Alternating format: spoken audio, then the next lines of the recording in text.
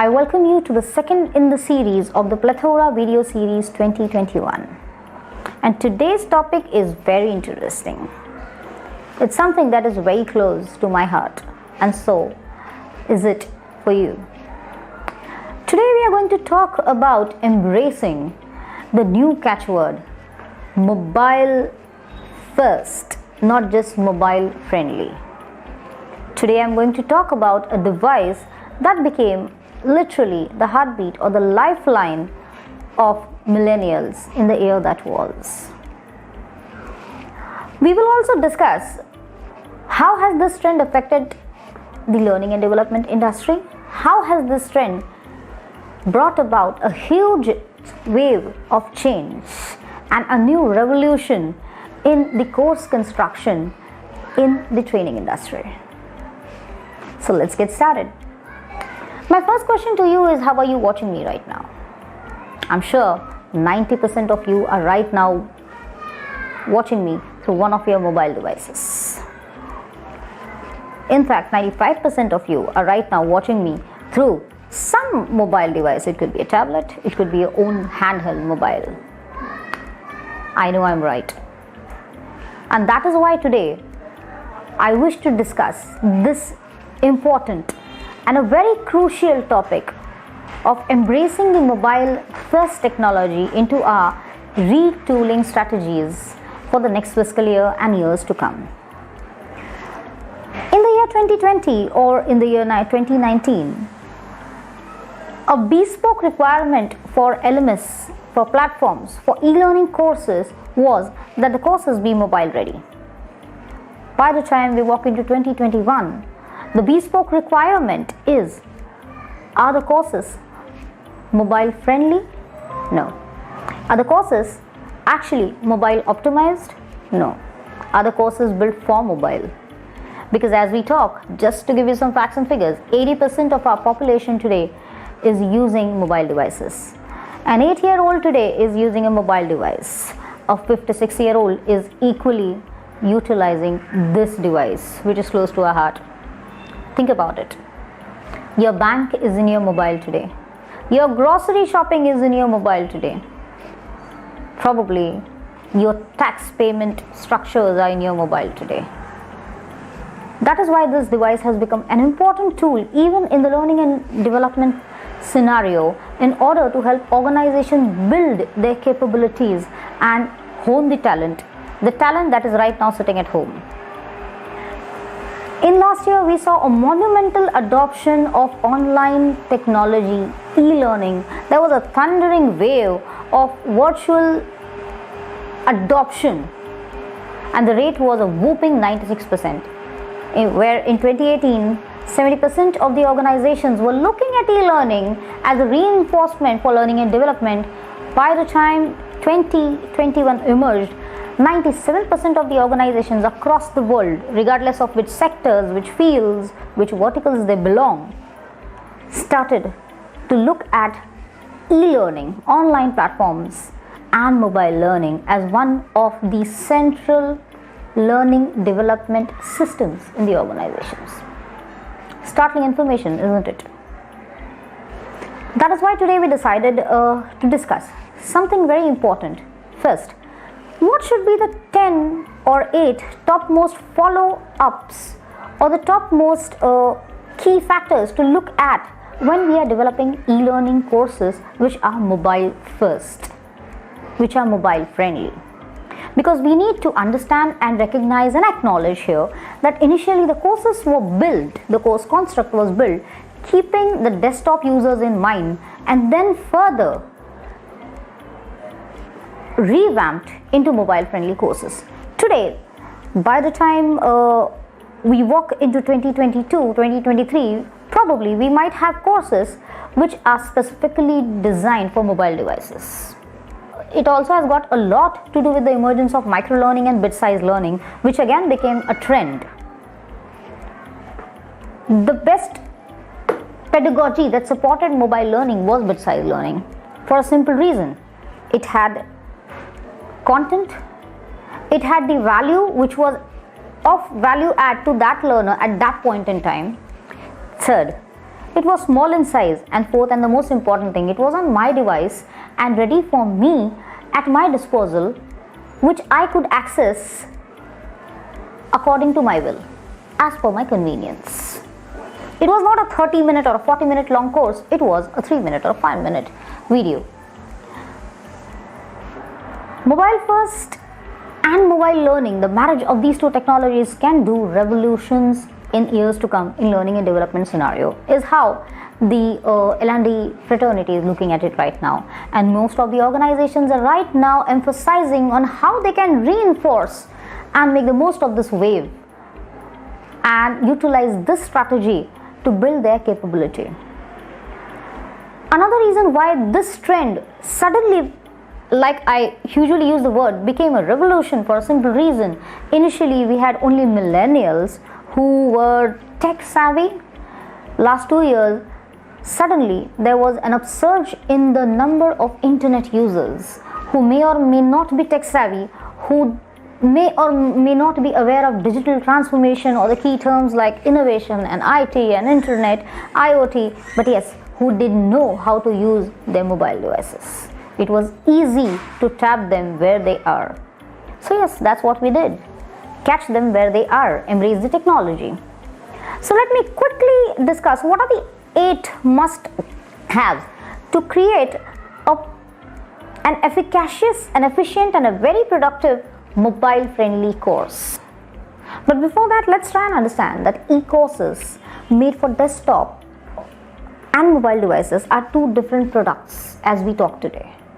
We understand the importance of creating courses which are not just mobile friendly, like I have been saying since last 5 to 7 minutes, but devised and designed for mobile optimized. Now you can't solve this problem by just scaling probably the pictures or the fonts here, because mobile first content is designed right from the start using certain principles. Let's have a look at these basic foundational rules that we can follow and make our courses more efficient, more relatable, and the most important, more efficacious for our learners, so that they don't become one of those YouTube courses or one of those YouTube videos that they are looking at day in and day out, which they will forget in next 10 minutes, right? So the first golden rule that I have personally accrued through the years is that break your content into smaller modules. It could be a 2-minute module, it could be a 3-minute module, depending on the learning appetite, the learning span of your learners, depending on the learner profiles of your learners. To give you a quick example, if I'm talking about a leadership team, and if you're breaking your modules into a 1-minute video or a 2-minute video, if your content is not robust enough, it may not be of any value to the leadership team. However, if I'm talking about a layer 1 team, individual contributors, where I'm trying to reinforce something like personal effectiveness, a quick 2-minute video, a quick series of 2-minute videos of something as simple as communication, part 1 to part 10, may help them learn a skill within a 2-minute span. But make sure that you break them into smaller bit-sized knowledge nuggets. I stress on the word knowledge nuggets. Breaking the content does not mean compromising on the quality of the content. Make sure in those 2 minutes there is a key takeaway for your learner. That's the first ground rule. The second ground rule here is simple. Track the progress. A question that a lot of my Upside LMS clients ask: if it's on mobile, how do I track? A good mobile app makes a digital bookmark wherever users take a break. So there is a track of consumption, there is a track of call logs, there is also a track of the assessments, which is the bespoke need of the day-to-day. Since I mentioned earlier also, and we all know that 90% of your learners are sitting at home and probably accessing the courses from their mobiles, right? So simple, better navigation, playback, toolbar, pop-up window are some simple steps that you can follow to make it friendly and easily navigated course for your learner, to make sure that your learner completes the course and does not drop off because some simple aesthetic or technical aspects. One very important point that I found personally interesting was find out how your users holds a device. Something that even I was stunned at. People hold their phones differently depending on the models, the situation, and a particular task. And it's a proven study by Stephen Hober, a psychological study. He made 133. So 1333 observations of people using mobile devices on street, at airports, when they are studying, when they are watching Netflix. And he came to a stunning revelation. The study showed 49% of users hold and use a mobile phone with one hand, which is their working hand. Usually they simply scroll through the screen while doing something else like carrying bag, holding babies maybe, opening doors, or watching television for that matter sometimes.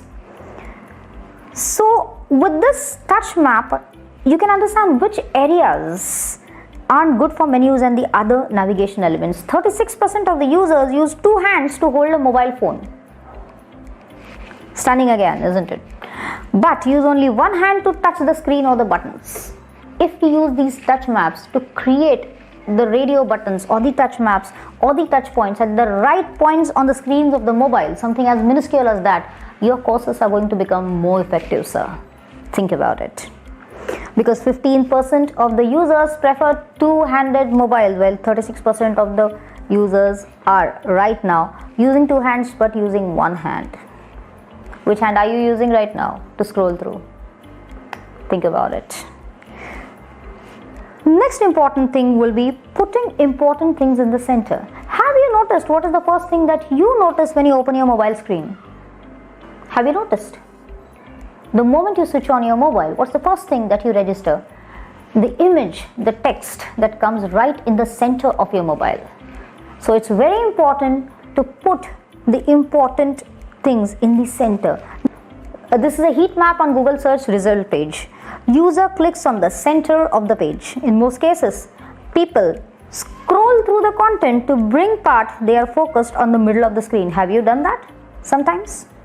You saw something interesting, you scrolled up and then you scroll down, but the exact placing of that particular content is in the center of the device that you're using, be it your mobile, be it your laptop. Try doing it. Fun fact for you. So the answers, the choices, the questions, the gist of the content of your bite-sized learning, your just-in-time learning or your accelerated learning needs to be placed at the center if you want the user to pay attention, to register it, and the most important part, the remediation of the knowledge, to remember it. Use this information well when you're creating your courses. Fifth point will be working out your tutorials. So opening a course for the first time, like being a stranger in the strange land, we all have been there, right? Definitely share a tutorial for the navigation of the courses. It helps the learner build trust and integrity that you are interested in the first place to help them complete the course. Very easy and a simple tip, but very effective.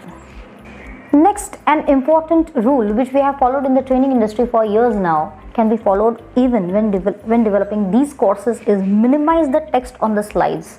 Remember when our mentors, when our master trainers, when our L&D professionals told us in our presentation that don't keep the slides text heavy, only highlight the pointers. For the same reason that we discussed earlier, psychologically, I register something that I see right in the center of the screen, and if it's too much of information to imbibe, it becomes clutter for me. It becomes irrelevant for me. My brain stops functioning and my brain says, I cannot take more than this. So make sure you only highlight important information and minimize the text on the slides. Use visual, use infographics. Why do you think the use of infographics have emerged as one of the biggest trends, one of the leading technologies these days? For a simple reason, the brain relates easily to infographics and visual representation of data. Now that we know, do use it, give it a try. Another thing that I have noticed has worked over the years is add a progress bar to your course. It's very important. What can be measured can be done better. I'll give an example. In schools, the recent schooling systems have grades. And a lot of people have complained that the learners, the children, are not able to imbibe knowledge in this kind of grading system. For a simple reason again. The grading system is not numeric in nature. According to human psychology, if there is something quantifiable expressed in numeric value, we tend to register it in a better way because we know that it is measured. So it's simple. Add a progress bar to your course. Let your learners know that you've completed 10%, 15%, 30% is remaining, 70% course is remaining.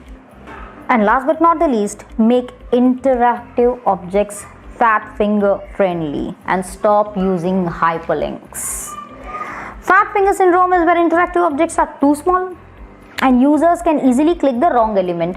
So again, declutter, use less and follow the rule less is more. But when I say less is more, highlight what's important. Decide what's important, decide what you want to show to the learner, what you want the learner to learn. Simple.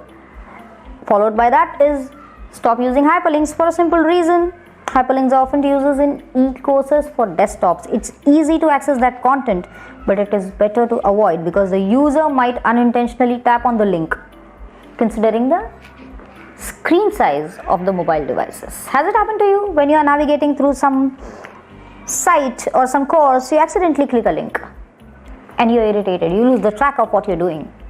Try using this information when you're building your courses.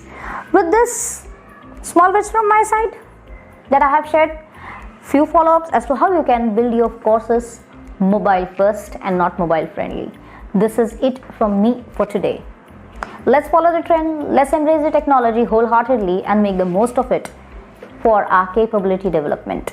And making our users happy, isn't that important? Making our learners happy, making our learners more knowledgeable. On that note, me Pranita Nikam signing off for today. Thank you. Hope you have a great day ahead.